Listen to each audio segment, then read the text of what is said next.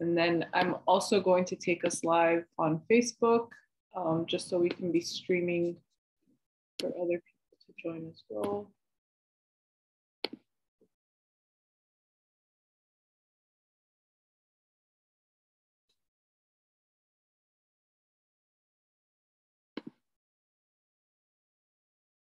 Okay, perfect. So I think we're ready to get started. Hi, everyone. Welcome to our Palestine Monday series. Thank you all for joining us. We're very excited, especially for this month's conversation. As most of you probably know, February is Black History Month. And although we do believe and understand that we should be practicing solidarity and talking about Black history and the importance of movements that Black people and Black leaders have done, not just for Palestine, but just that have inspired not just work for Palestine, but just for the world in general, that should be practiced every day and every month.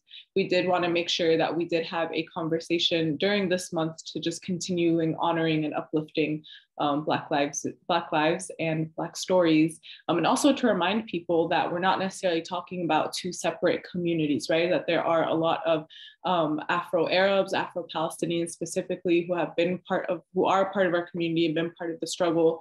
And so just kind of, starting to have more critical conversations about identities and about social justice movements. And we are very excited and honored to have Zeli joining us today for this conversation. I couldn't think of anyone else, honestly, that I wanted to have this conversation with, especially in talking about a lot of the local work that is being done. PAC is located in northern New Jersey, and most of Zeli's work and organizing is there, and we've collaborated on a lot of stuff together. And so this is just kind of a great way to tie everything together. So the format for today's conversation, I do have some questions prepared that I'm going to ask Zeli, but at any point, if you have questions or comments, please put them in the chat. And then I can get to them. I can even stop, some of the questions I have prepared and get to some of your comments and questions in the chat. If you're tuning in from Facebook, feel free to leave them on Facebook also, and I'll get to them. And we're just going to kind of make it a free-flowing, interactive conversation for everybody. So without further ado, I want to formally introduce Zeli Imani, who is a community organizer and educator living in New Jersey. Zeli has served in diverse K-8 settings as an English and math teacher and curriculum developer. Most recently, Zeli has been organizing against anti-Black state violence with Black Lives Matter Patterson. He is also a co-founder of the Black Liberation Collective, a collective consisting of Black students who are dedicated to transforming institutions of higher education through unity, coalition building, direct action, and political education that has initiated the hashtag Student Blackout movement across campuses in the United States. So thank you, Zeli, for joining us. If you want to just say a couple of things before we get started. No, thank you again for inviting me to this platform. I really do appreciate the opportunity to speak to different audiences, especially those that are really interested in learning about the Black struggle, the Black experience, and particularly, the historical link between the Black struggle and Palestinian struggle as well. Yeah, awesome. We're excited to have you. So the first question I prepared is, can you just tell us a little bit about your work and what inspires and continues to encourage it? Yeah, I think that my experience living as a Black person in America is what constantly inspires me, constantly motivates me, and constantly forces me every single day to, change the world for the better.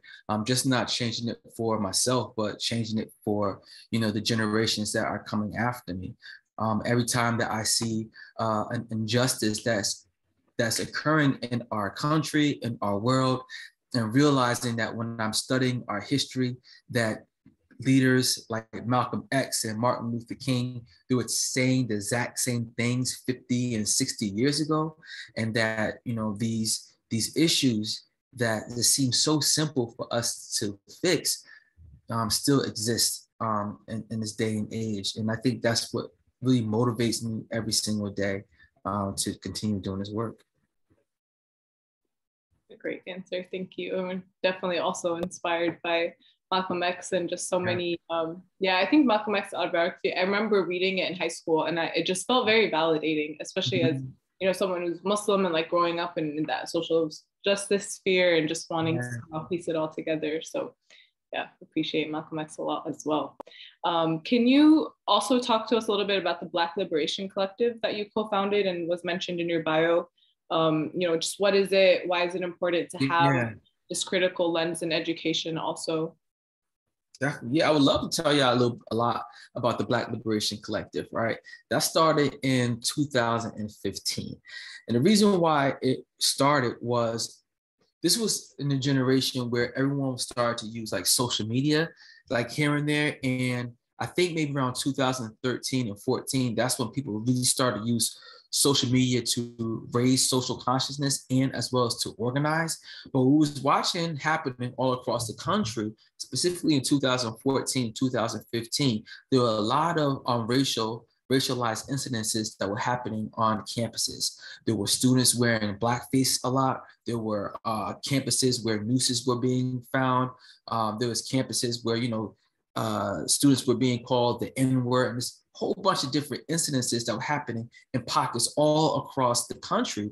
But in each instance, on each campus, what happened was the administration would say, this is an isolated incident, right?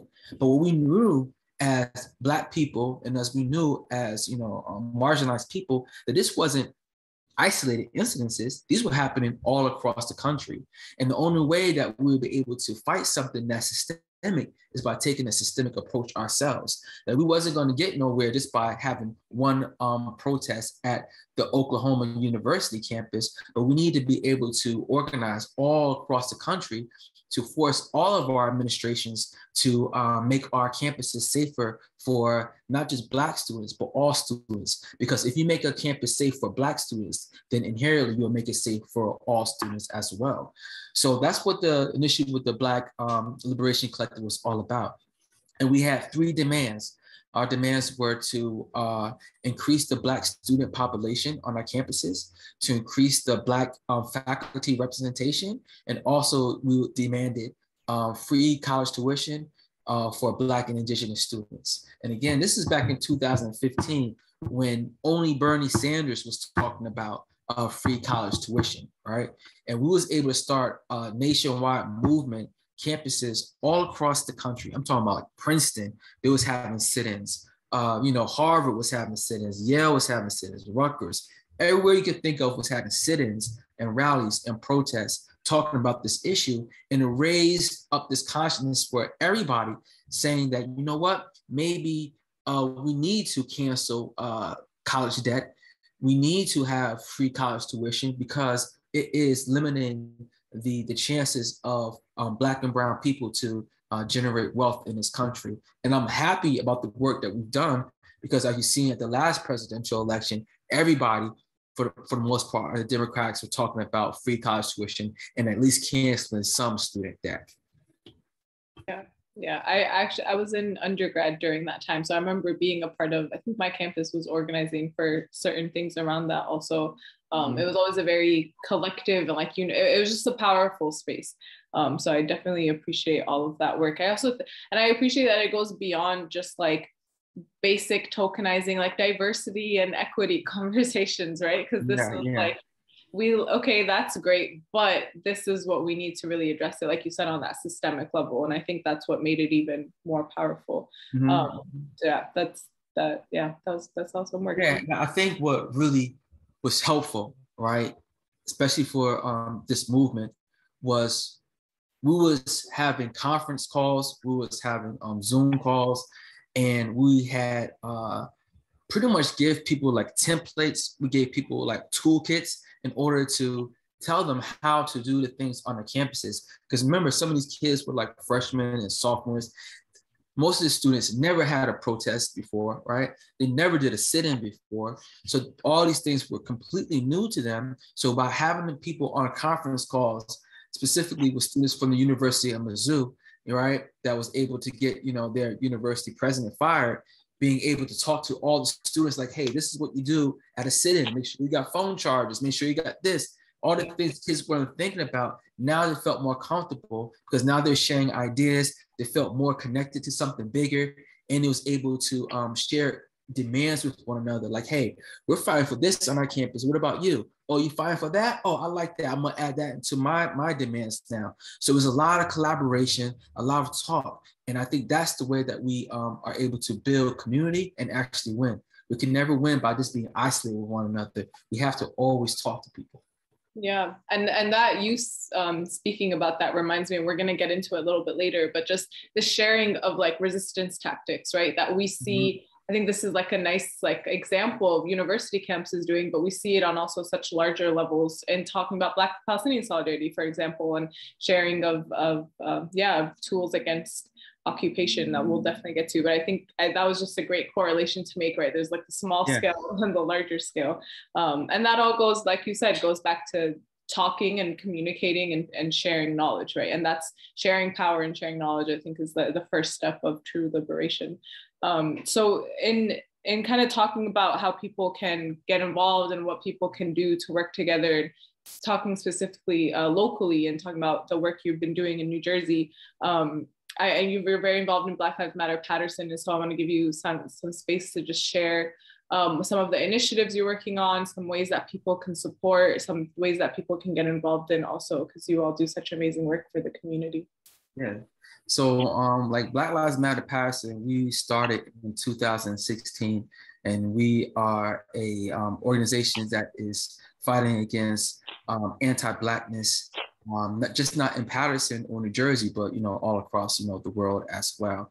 And what we really try to explain to people is that the Black Lives Matter movement isn't just about fighting for people whose lives were stolen from police violence, but it's also fighting for the people who are still with us today, right?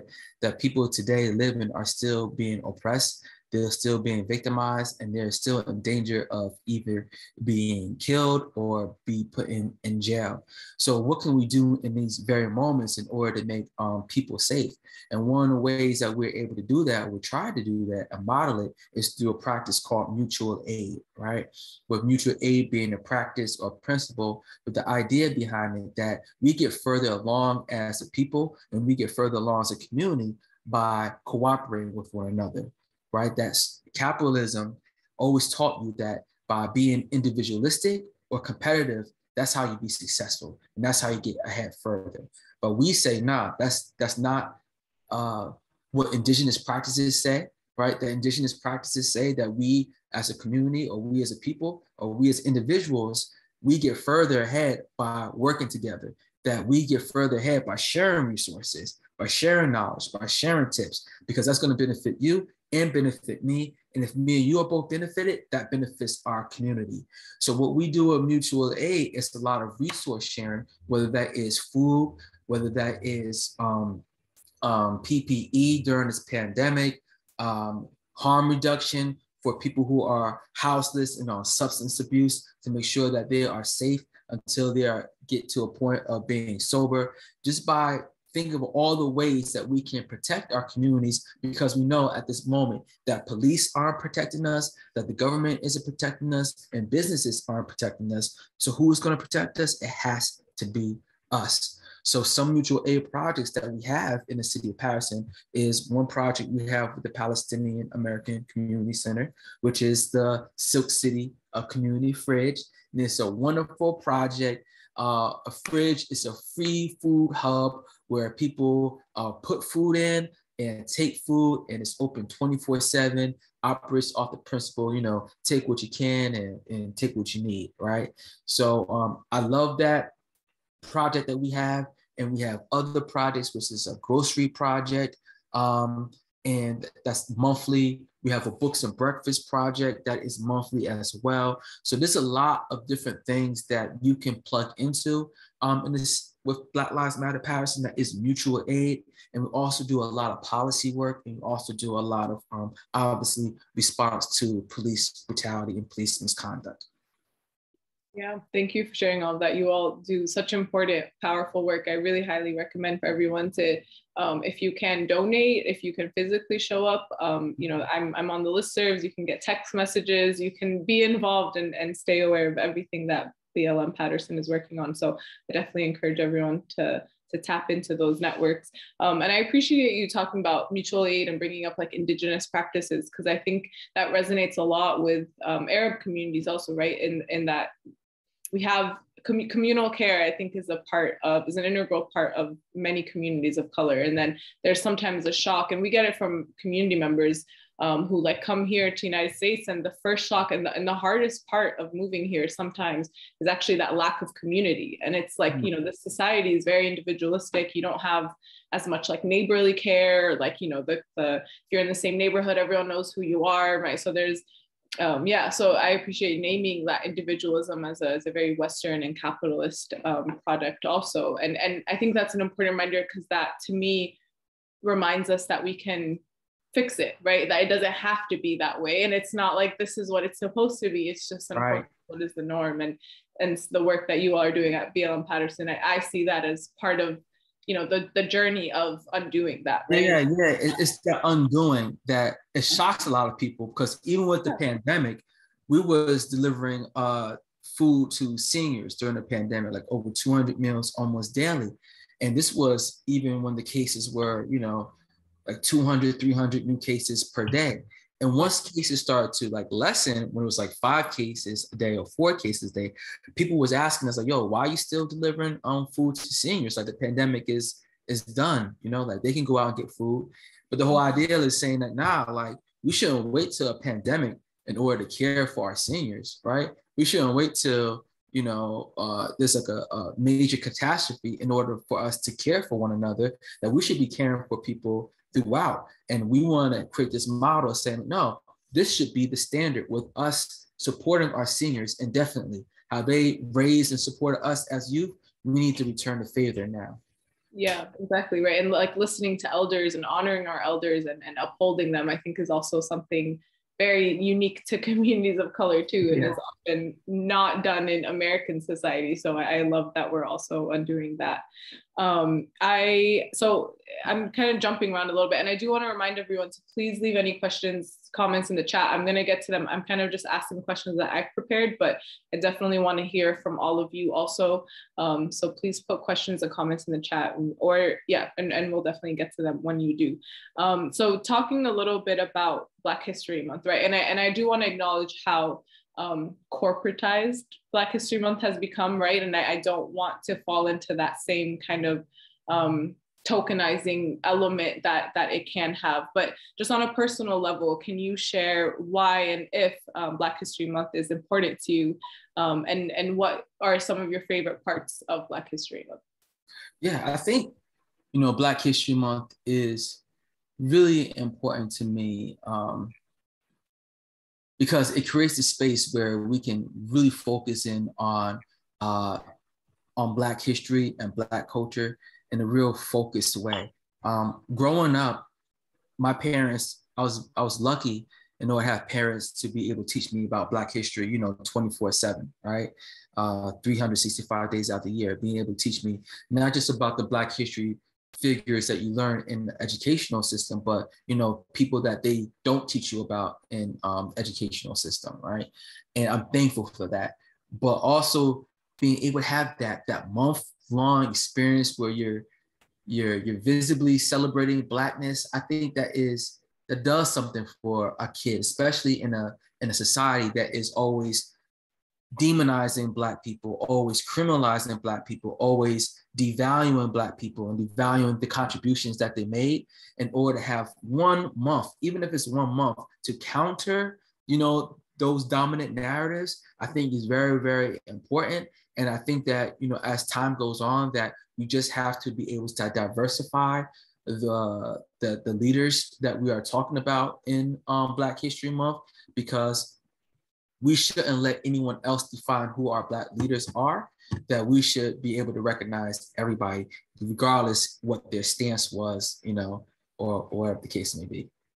Yeah, agreed. And definitely also, you know, hopefully adding more about Black women in Black History Month also, right? Like I wish we were taught about Sada Shakur and Angela Davis and such revolutionary, powerful women also in Black History Month. So that kind of goes into the next question. I started it actually, but if you could add something to Black History Month, what would it be?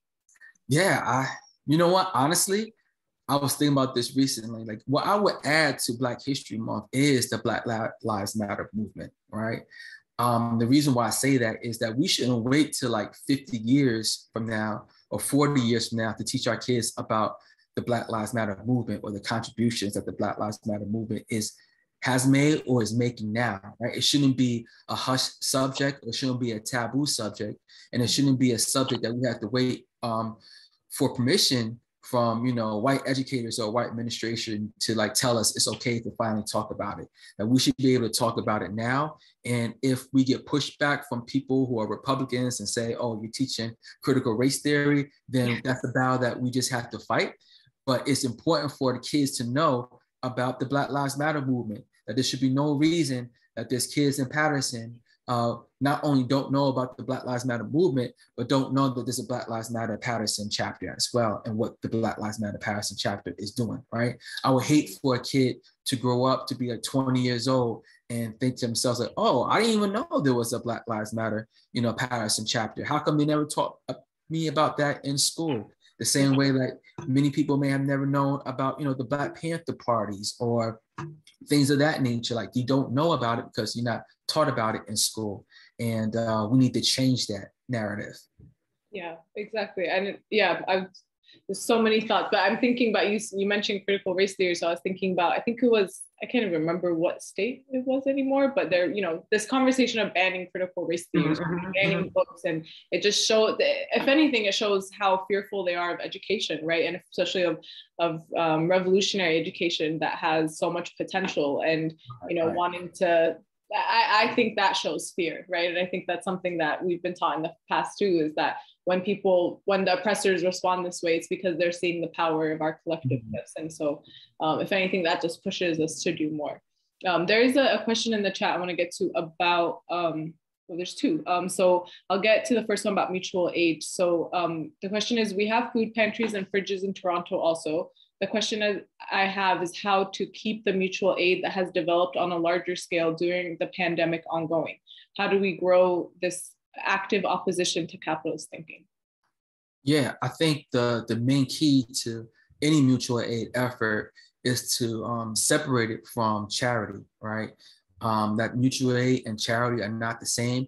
And if we're doing the same practices of charity, then it won't be able to sustain itself for a long period of time. What we was able to do with our mutual aid, specifically our community fridge, which I really love, was the day prior to it opening, we canvassed the area, right? So we left on people's doors a flyer saying that we're going to have a grand opening on Saturday or Sunday, or whatever it was. We had hand sanitizer in there and a mask, right? And we put this on at least 200 doors in the neighborhood. And on the grand opening of the fridge, we had like a grocery distribution as well. And we talked to people about the fridge, right? We let people know that the fridge existed. Talk to people about how the fridge worked, because we didn't want this to be a part, an institution where it had to rely on Black Lives Matter Patterson or the Palestinian American Community Center to always be filling up the fridge. We want to be an institution where not only the community is taking food from the fridge, but the community is also putting food into the fridge as well. And that's going to be the key for mutual aid, that it's not the organizations that's making it run, it's the people that's making all the mutual aid things run. Yeah, and I think that's just a great like theory for any organizing, right? It should never be about the leader, it should be about the movement, because the leader can easily be taken away, but if you have the movement going, it's going to keep it. Right. So thank you for that question and for the answer. We have another question about, do you reach out to any schools in Patterson to give presentations on BLM? And I know you're involved in this Patterson school system. Yeah, yeah. I haven't reached out to any schools to do any presentations on BLM. I have done presentations for other schools in New Jersey. Some charter schools have reached out to me in Patterson. But I think that's something that I really want to work on this coming year, to make sure that we are doing presentations for students about Black Lives Matter, because our superintendent put out a statement about Black Lives Matter, Black Lives Matter. She put in a statement out endorsing the Black Lives Matter in School Week. So she needs to take it a step further by allowing our members to be able to do presentations to students, and especially to be able to support our youth council as well. Yeah, yeah, I actually, there's something that PAC is also working on that might go hand in hand in this. So maybe we can work to, if you need any resources, I'm putting together something together too, so we can connect afterwards on that. So I want to jump a little bit into, and I love these questions, so please keep putting questions in the chat, and I'm going to get to them as they come up. I want to transition a little bit into your Palestine solidarity work. And if we can just start with what inspired your Palestine solidarity work and how did it begin? You know what, like I think my solidarity work began like before I was born, right? My father, he converted to Islam when he was in college, and he married my mother and she converted as well. And they raised us as Muslims, and they also raised us as socially like conscious Muslims as well. So like I remember at an early age, you know, just having a different worldview on Muslims than my peers at that time, having a different worldview on Palestine than my peers at that time. I literally remember not being able to watch certain movies as a kid because like they depicted Arabs as, you know, terrorists, you know? And I remember being a kid like, yo, I really want to watch that movie. Everyone's going to go see that movie. Like, how come I can't watch it? He was like, nah, like they're depicting Arabs as, you know, as terrorists, you know, so we're not going to support that movie. And I just could not understand that as a kid, you know, but growing up, I started to realize like, oh, like all these images we internalize, you know, these negative images we internalize that give us a negative depiction about Muslims, give us a negative depiction about, you know, Palestinians as well. And I think it's my father specifically who literally taught me about Palestine and the Palestinian struggle and like what I had to do to be able to support it and what solidarity really looked like. Yeah, that's awesome. That's really important actually, and like the way that it starts at home, right? And with the parents, and that's kind of a reminder for any of us who are planning on and thinking about having kids, right? Is how to start these conversations, because they're important and they're going to come up, right? And so in some way you take control of the narrative, and yeah, and so that's really awesome. I guess so. Like transitioning onto that, what are some of the larger themes that you've identified that really connect Black and Palestinian struggles, whether in this country or abroad or, you know, globally? Yeah, I think that, wow, I think when I really think about it, about our unique struggles, is that they're both struggles, they're both revolutionary struggles, right? When I think about who was supporting you know, the Black struggle, or who was supporting on the Palestinian struggle, I think about our Black leaders here in America and our Black leaders in Africa who were also fighting for their land, right? Who was also fighting for sovereignty. And there was, you know, supporters of the Palestinian liberation movement. So someone like myself who identifies as a Black radical, someone who identifies themselves as a revolutionary, like I'm going to draw from my ancestors. I'm going to draw from my elders, right? So if they support it, of course, I'm going to support as well, because we recognize that no one should be oppressed and that we should always be in support of the oppressed and never in support of the oppressor. And that's something that I learned even before I became a radical. I think that's something that I learned through Islam. Yeah, that's really important.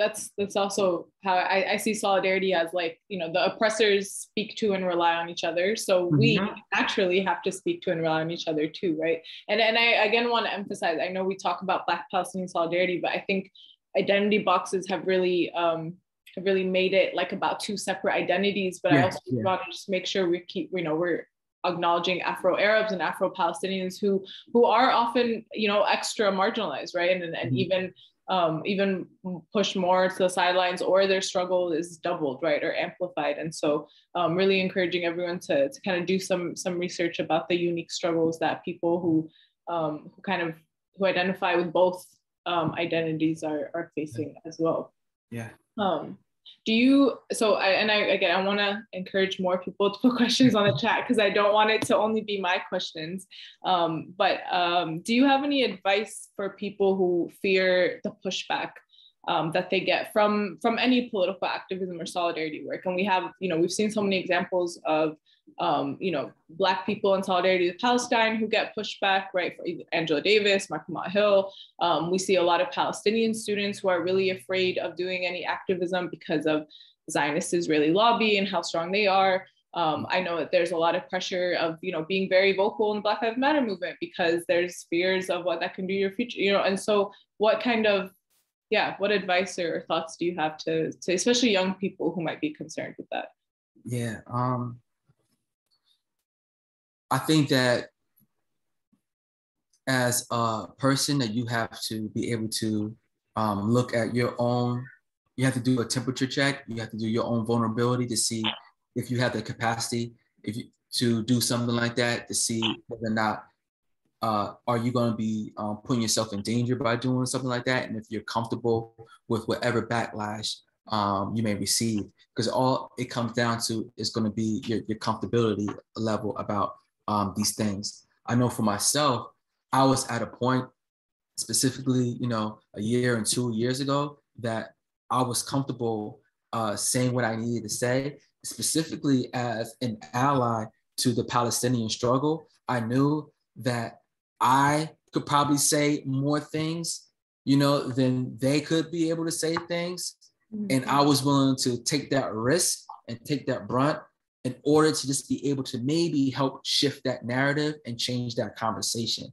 And I'm thankful for the work that I was able to do, and thankful for the work and the courageous actions of not just from, Palestinian leaders and activists in general for the past 2 years, but for the past couple of decades who have been, fighting and talking about these things for so long. But I definitely do encourage you to say these things. Like Black Lives Matter Patterson, who was literally the first Black Lives Matter chapter to issue a solidarity statement last year, right? Okay. And that was even before the National did one. And I remember it got picked up by so many media outlets, specifically, Fox and everything like that. And it was like, oh, here goes the BLM terrorists with the Palestinian terrorists. It's about to be like a big old terrorism party, right? I'm like, oh man, like here we go. But I'm thankful that we was able to really call out the real terrorism that was going on and shifted so many conversations, because so many Black celebrities and Black leaders were reaching out to me in private, like, hey, can you explain this to me? Because I don't want to say the wrong thing, but can you point me to some resources so I can, say something? Because remember last year, people were saying stuff in support of Palestine, and then 3 days later, they was recanting, Because they were I had no idea what I was saying was this controversial. Yeah. Right, they were saying something in support, and then especially if they were in Hollywood, then they were like, oh, no, I got a call. Nope, sorry, I take that back. So people was really scared about saying things, but if you're in a position to say something, please say it. If you're yeah, exactly, Mark, that dude, Marvels, yeah. But you're in a position to say something, I always encourage you to say something, especially if you're an ally of another marginalized people. Yeah, there's so much in that I want to unpack. And we laugh, right, at this joke of oh no, they're worried about a big terrorist party, but it's true, right? That's really how they see it. And I think what's important, what you said, is calling out where the real terrorism comes from. And I think Tef Poe has a great quote, maybe if I can find it, about, we're criticizing I feel like I need to find it because I'm going to butcher it. But basically if we're talking about Palestine, we're criticizing the kid throwing a rock at a tank, but we're not, right, critiquing the military tank in the first place. And same thing here. We're critiquing people who are protesting for very real and important things and literally life. And instead, they're the ones called the rioters, right? And the people causing trouble. And so I think I see those connections from your answer just very clearly made. made out. And I think that's what encourages us to continue working together. Because like you said, if we're not working together, no one else is going to protect us. Yes. So I see a question on chat that I want to get to. With all of the backlash or hate that you may receive from being a political leader, how do you find motivation again when your work becomes exhausting? I find motivation from the person who asked that question. I really do find the motivation in the Generation Z, like the Gen Z kids, fam. Like that's my motivation, right? Because when I was in college, you know, there was not that much solidarity amongst different minority groups. There was not much knowledge about anything outside from your particular identity, right?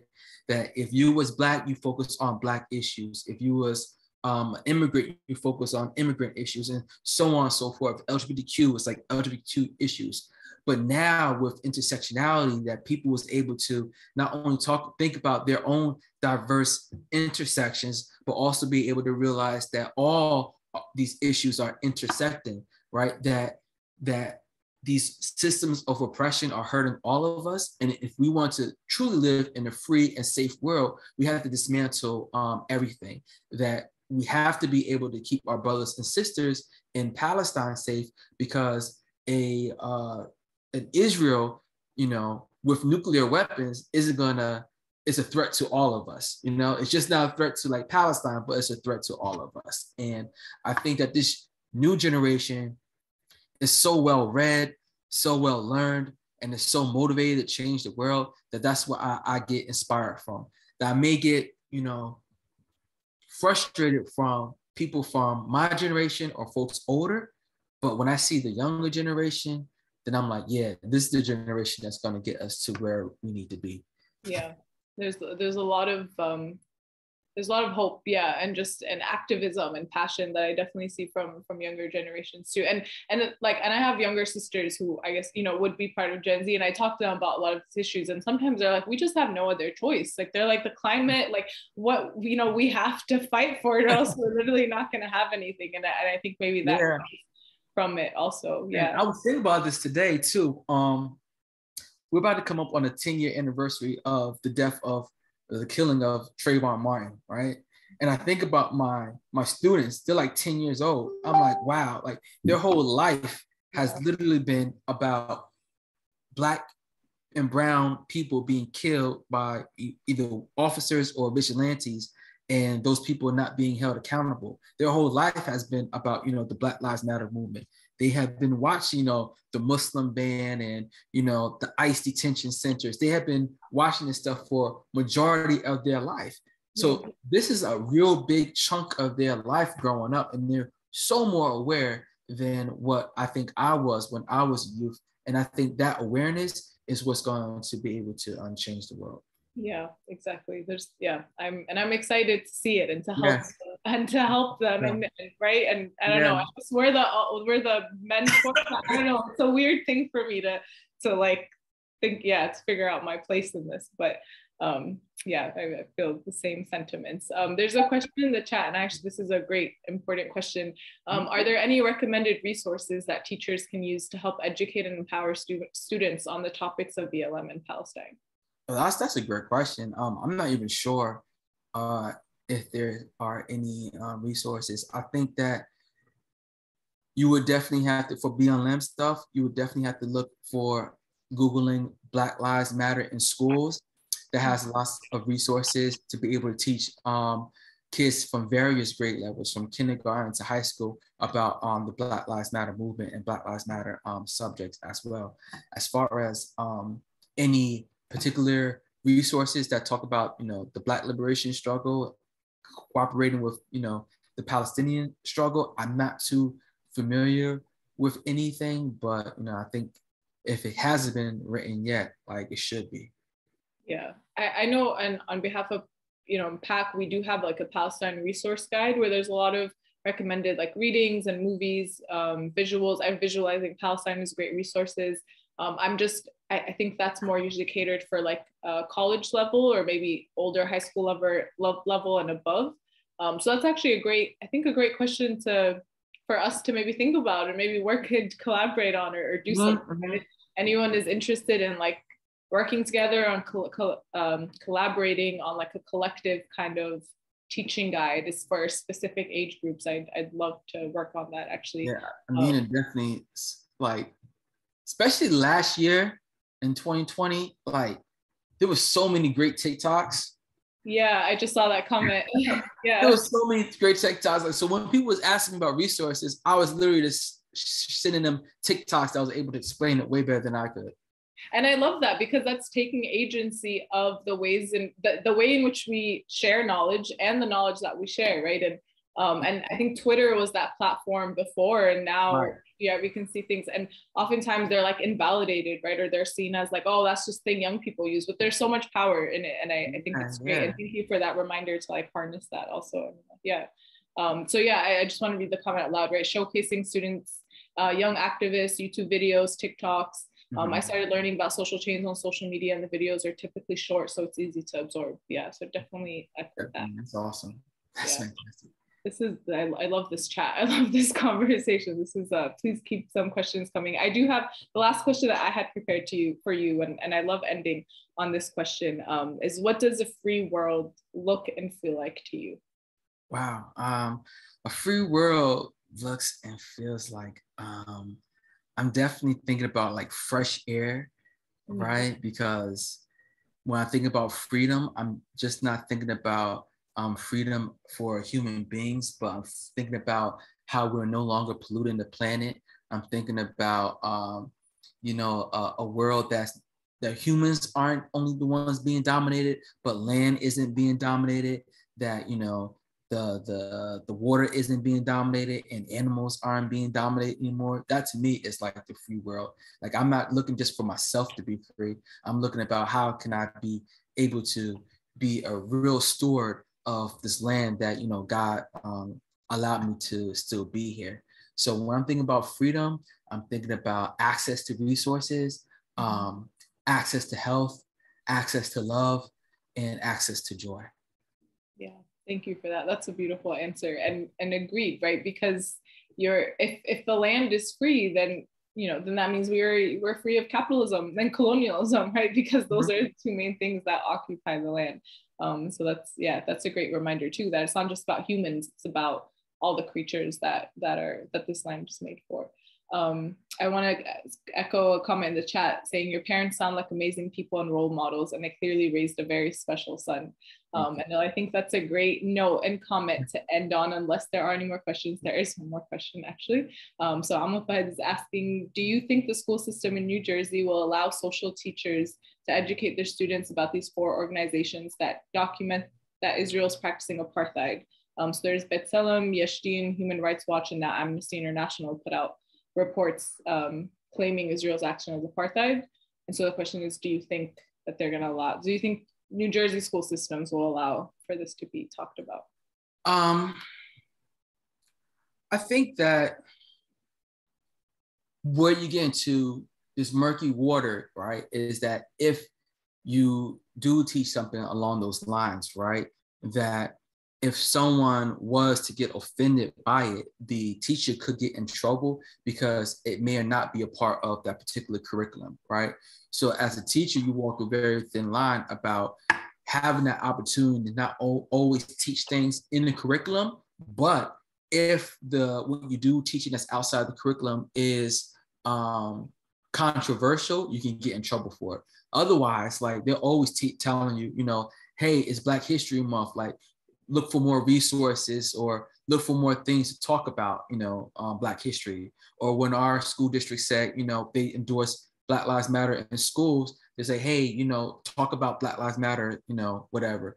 But what happens if you would talk about some things like, the Black Panther Party, and you, bigging them up, and someone may not have liked it? What they have said to me, like, hey, you taught outside the curriculum and I'm gonna take you outside the class. Those are the tricky lines that you have to be able to navigate. But I really think that there is a case for you to be able to talk about these things in social studies, because Amnesty International is such a credible organization that is based on fact that you're talking facts. You know, you're not talking about particular opinions. You're talking facts. You know, so if a kid asks about these things, you hit them with the facts. Yeah, and yeah, and I agree. I actually like that, right? That these are credible organizations that people are going to understand. It's like, you know, they say correct things, and there are a lot of nuances and within the Palestine organizing circles about these reports and how, you know, Mm-hmm. there's some wording that can be fixed and stuff, but at least, right, I don't want to be too much of a pessimist, because at least it does give us this, right, that there is some sort of like, okay, like a credit organization, and seeing it as facts. So going off of this, we have some comments in the chat. So someone just said, not with Cory Booker and Robert Menendez. Speaking of which, do you have any insight into Booker's lack of seeing the commonality between the struggles? Oh man. Question. Do you remember that we were actually we and I were in a meeting with Cory Booker about this? Yeah. That was intense. But what I would say is that I don't necessarily believe that he has it's not a lack of seeing the commonality, right? I think that he does know that there is a commonality, but when people are in positions of power and there are certain institutions that help them to get into power and help them remain in power, it's hard for them to then, you know, bite the hand that fed them, right? So he knows the commonality, he knows the atrocities that's going on, but he's someone who built his career by being this type of figure, you know, and it's really hard for me to really explain, but this is his brand, right, of being like a peacemaker. And I think maybe Abir, you remember that first rally that we had at Gold Park, I think it was, right, when all the politicians were speaking. Yeah. And even when one assembly person spoke up and would say there's stuff going on both sides, right? It's that particular narrative that a lot of, unfortunately, Black politicians still hold on to, like this both sides thing that's happening on, because they themselves are either not educated on the Palestinian struggle, or they don't want to offend a base or a power that they're afraid of, you know. And I think that really goes, that's what it's going to take us as activists to be able to create that space where we are able to have these courageous conversations, because so many people are scared of a backlash. So they don't want to say anything in support of Palestine, and they don't want to say anything in condemning Israel, because they don't want to be labeled as something. They don't want to be labeled as anti-Semitic, right? Because that can hurt their political career and that can hurt their life. So they don't want to be labeled as that. So instead of being labeled as that, they would rather allow these atrocities to happen. And we have to be able to create this space where it's okay to be able to call out these atrocities and call it what it is, an apartheid state. And once we're able to continue being able to push that narrative, and as we see more and more people are accepting that narrative, they're accepting that belief, and they're accepting it as fact, we're going to be able to push our politicians to be able to echo these same things.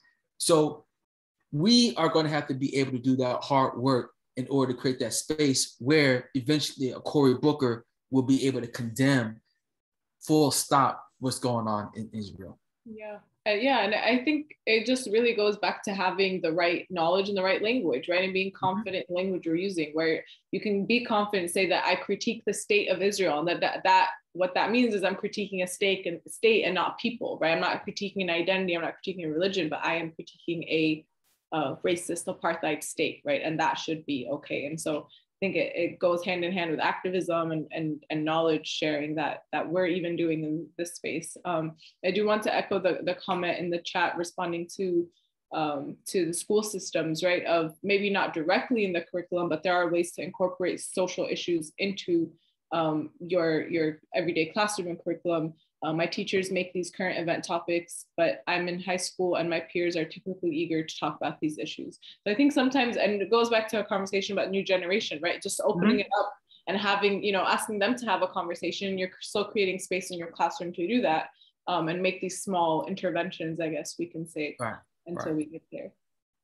Yeah. So I want to be conscious of time. Those were kind of all the questions I prepared, and I think we got to all the questions in the chat.